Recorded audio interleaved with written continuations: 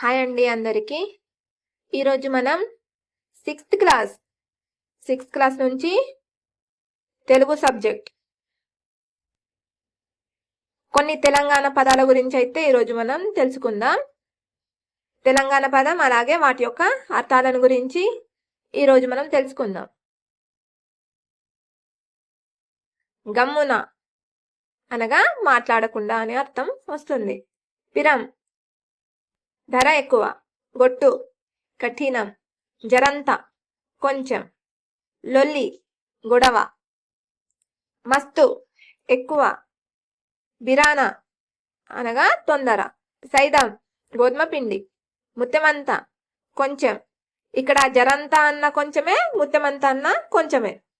పైలం పదిలం అలాగే జాగ్రత్త, బరిగే బెత్తం, నొసలు నుదురు, గజ్జెలు అనగా ఇక్కడ పట్టీలు పట్టగొలుసులు, వెనకసిరి అనగా తర్వాత అనేసి అర్థం వస్తుంది. పిసరంత కొంచెం, ఇక్కడ పిసరంత అన్న కొంచెమే, జరంత అన్న కొంచెమే.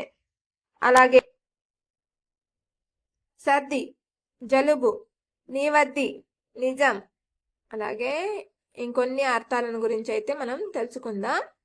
ఇమానం ఒట్టు, కమ్మ పేపరు, చెవి కమ్మలు చెవి దుద్దులు, కీస అనగా జేబు, ఇగురం ఉపాయం, పోత్రం రుబ్బురాయి, విసుర్రాయి తిరుగాలి, అంగి అనగా చొక్క, గుల్ల గంప, పలారం పలహారం, గుమ్మి గాదె, కాక వేడి, సర్వత్తం సర్గత్తం అనగా అట్లకాడ, గీర పయ్య అనగా చక్రం, మడుగులు మురుకులు, కళ్యమాకు అనగా కరివేపాకు, ఆగమాగం అనగా హడావిడి. చూసాం కదా ఫ్రెండ్స్ కొన్ని తెలంగాణలోని పదాలు.